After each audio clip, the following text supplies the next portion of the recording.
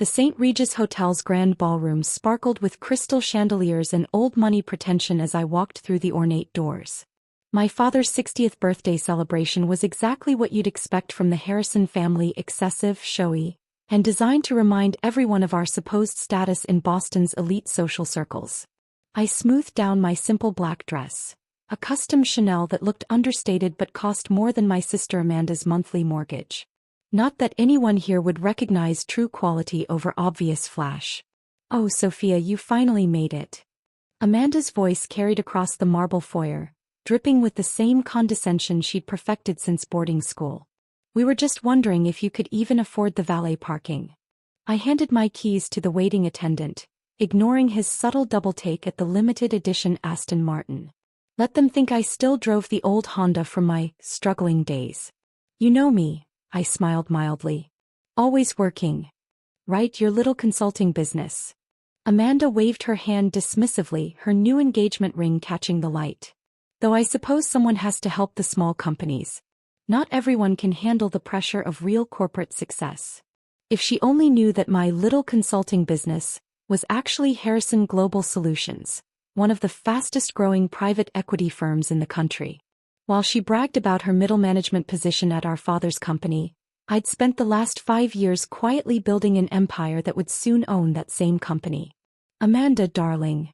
Our stepmother Evelyn's voice rang out with practiced charm. "The seating arrangements need your final approval." I followed them into the ballroom, already knowing what was coming. Sure enough, there it was, the small table in the corner, decorated with balloon animals and crayons.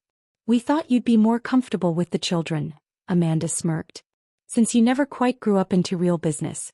Plus, all the adult tables are for people who actually achieved something."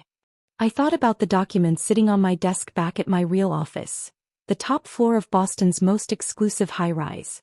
The papers that would announce Harrison Global Solutions' acquisition of not just my father's company, but the entire Harrison business empire. "How thoughtful," I murmured, taking my seat among the scattered toys. My phone buzzed quietly, a message from my assistant. "Forbes interview confirmed. Jet standing by for 9 p.m. departure." Perfect timing. The party proceeded exactly as expected. My father held court at the main table, bragging about Amanda's recent promotion and her engagement to the son of his biggest investor. My stepmother fluttered between groups, dropping casual mentions of their newest vacation home in the Hamptons. And Amanda, ever the dutiful daughter, made sure everyone knew about her latest executive decision at Daddy's company. "At least one of my daughters understands business," my father announced, raising his glass. "To Amanda, the true heir to the Harrison legacy." I sipped my water, thinking about how that legacy would look tomorrow when the markets opened. When everyone discovered that the mysterious CEO of Harrison Global Solutions, the company that had been systematically acquiring controlling interests in major corporations across the country, was the daughter they'd relegated to the children's table. My phone buzzed again. "Ma'am, weather report shows we need to move up departure. Jet will be ready in 30 minutes. I checked my watch earlier than planned, but it would work even better. Let them see the truth while the party was in full swing." "More juice," Amanda called out mockingly. "Or should I have them bring you a sippy cup?" I stood up slowly, smoothing my dress. "Actually, I need to leave early. Business calls." "What business?" My father scoffed. "Consulting with another failing startup?" The familiar rumble of jet engines filled the air. Right on schedule. Through the ballroom's floor-to-ceiling windows, my private jet became visible, executing a perfect landing at the hotel's private airstrip. My phone rang on speaker exactly as planned. "Ms. Harrison, your jet is ready for the Forbes interview. The magazine is eager to discuss Harrison Global Solutions' latest acquisitions." The silence that fell over the ballroom was absolute. Amanda's champagne glass slipped from her fingers, shattering on the marble floor. My father's face lost all color as recognition finally dawned. "Harrison Global Solutions?" he whispered. "The company that's been buying up everything in sight? That's you." I smiled, picking up my purse. "We'll discuss the details tomorrow when the ownership changes become public. For now, I have a magazine cover to shoot." The stunned silence that had fallen over the ballroom shattered as my father's voice boomed across the room. "Stop right there. His face had transformed from pale shock to purple rage. What do you mean ownership changes? I paused at the doorway, enjoying the moment as decades of carefully maintained social hierarchy crumbled around us. The elite of Boston society, who had spent years dismissing me as the Harrison family's disappointment, were now frantically Googling on their phones. "Oh my God," someone whispered. "Harrison Global Solutions, they own half the financial district." Amanda, recovering from her initial shock, stumbled forward. Her designer dress was stained with spilled champagne, but she barely seemed to notice. "This is some kind of joke," she declared, though her voice trembled. "You can't be, you're nothing. You work with small companies." Actually, I turned back to face the room. Those small companies were usually subsidiaries of Harrison Global Solutions. It's amazing how much you can learn about a business when everyone underestimates you. My phone buzzed again. "Ms. Harrison, the board members are assembled for the video call. They're eager to finalize tomorrow's announcement. Tell them I'll be airborne in 20 minutes, I replied, letting everyone hear the authority in my voice. The same voice they'd ignored for years when I tried to contribute to business discussions. My stepmother Evelyn, ever the social navigator, suddenly appeared at my side. Her perfect smile was fixed in place, but panic danced in her eyes. "Darling," she purred, "why didn't you tell us? We're family after all." "Family?" I raised an eyebrow. "Like when you convinced Dad to cut my trust fund because I refused to take a job at his company? Or when you redirected my inheritance from Mom to Amanda's wedding fund?" The whispers grew louder. Boston's elite loved nothing more than family scandal, and this was better than anything they'd seen in years. "Now see here," my father started, but I cut him off. "No, Dad, you see here." I pulled out my tablet, opening the investment portfolio that detailed exactly how I'd built my empire. "While you were busy grooming Amanda to take over your company, I was learning how business really works. Not from an executive suite, but from the ground up."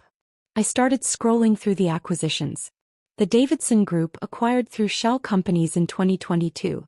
Maritime Industries, purchased through private equity in 2023. And tomorrow morning Harrison Enterprises will join the portfolio. "That's impossible," my father whispered, but there was fear in his voice now. "I would have known if someone was buying up shares." "Would you?" I smiled. "You were too busy bragging about Amanda's promotion to notice that your biggest investors were quietly selling their shares to companies that ultimately belonged to me." Amanda grabbed my arm, her perfectly manicured nails digging into my skin. "You can't do this.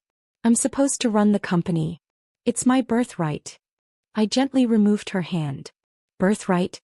The company stopped being about family the day you all decided I wasn't good enough to be part of it. Now it's just business." Through the windows we could see my pilot doing the final checks on the jet. Its sleek form gleamed under the evening lights, the Harrison Global Solutions logo clearly visible on the tail. "Ms. Harrison," my assistant's voice came through my phone. "The Forbes photographer is set up at the Manhattan office. They're particularly interested in discussing the Harrison Enterprises acquisition." My father suddenly straightened, his business instincts finally kicking in. "We can talk about this," he said, switching to his negotiation voice. "Come to my office tomorrow. We're family, we can work something out. Like you worked things out when I brought you evidence of financial irregularities 3 years ago?" I countered.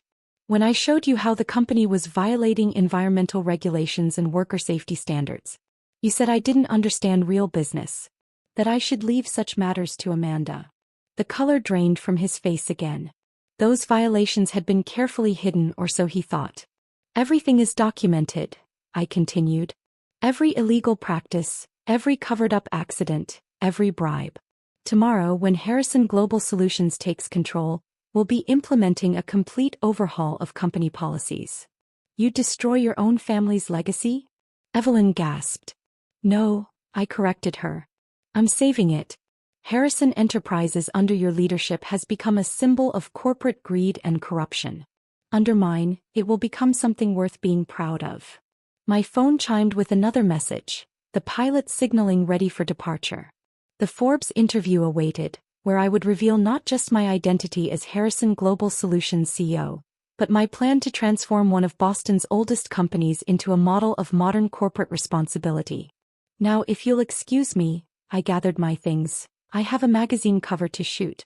Oh, and Amanda. I paused at the door. Thanks for the children's table.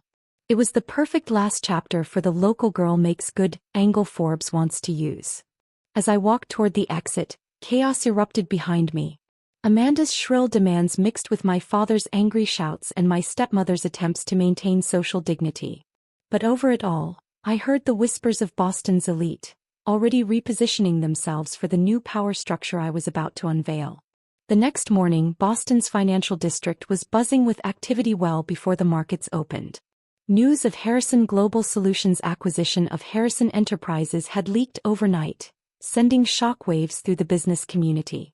The Forbes interview, complete with a cover photo of me in my office overlooking the city, was already trending online. I sat in my real office, the one nobody in my family had ever seen, watching multiple screens display various news channels. Every one of them was running the story. Breaking news. Sophie Harrison, dubbed the silent titan of Wall Street, reveals herself as CEO of Harrison Global Solutions. Harrison Enterprises stock surging in pre-market trading as investors react to acquisition news.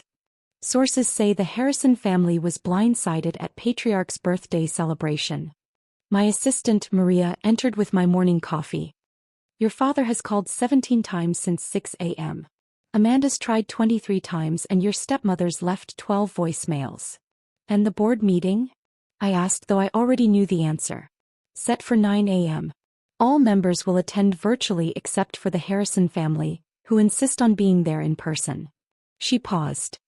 Security has been increased as requested. I nodded, taking a sip of my perfectly prepared coffee. And the other arrangements? The employee meeting is scheduled for 10 a.m. All factory workers and staff will be connected via video conference. The new safety protocols and wage adjustments are ready to be announced. This was the part I'd been waiting for, the real reason behind everything I'd done. While my family focused on profit margins and social status, I'd spent years documenting the human cost of their business practices. The underpaid workers, the unsafe conditions, the environmental violations. At precisely 8:55 a.m. the elevator doors opened. My father stormed in, followed by Amanda and Evelyn. They'd clearly had a rough night. Their usually impeccable appearances showed signs of strain. You manipulative little dash, Amanda started, but father cut her off. This ends now, he declared, trying to summon his old authoritative tone. I've spoken with our lawyers. You can't just take over a family company like this. I gestured to the conference room. Surely I can. And I did. Shall we discuss the details civilized? The conference room was already occupied by my team of lawyers and executives. On the large screens, board members waited virtually. My family faltered at the sight of such a professionally assembled meeting. Good morning, I began once everyone was seated.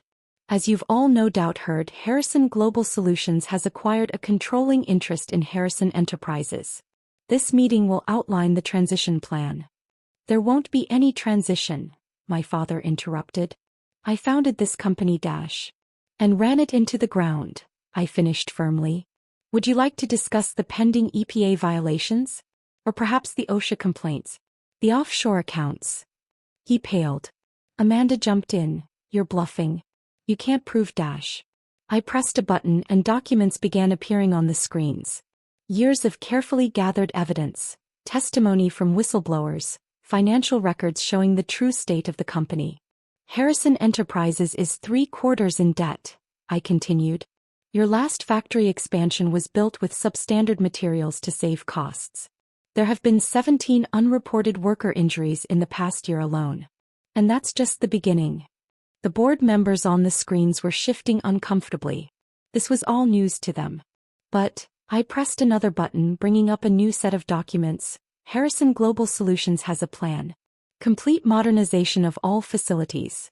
Comprehensive worker safety programs. Environmental compliance. Profit sharing for employees. And full transparency in all operations.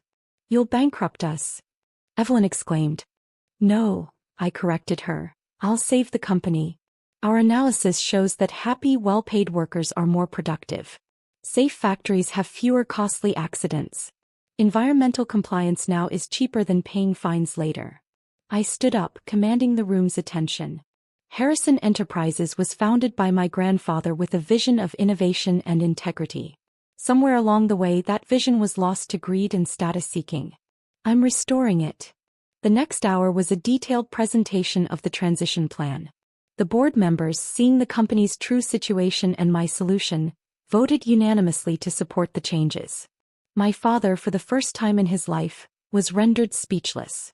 At 10 a.m. I addressed all employees via video conference. The announcement of increased wages, improved safety measures and profit sharing was met with cheers across all locations. The stock price, already up in pre-market trading, soared. "You planned this for years," Amanda said quietly after the meetings ended. "While we were mocking you, you were building an empire." "I learned from you actually," I replied. "You taught me that appearances can be deceiving. That people see what they expect to see. You expected to see a failure, so you missed the success right in front of you." My father stood by the window staring out at the city. "Your mother would be proud," he finally said, his voice rough. "She always said you saw things differently."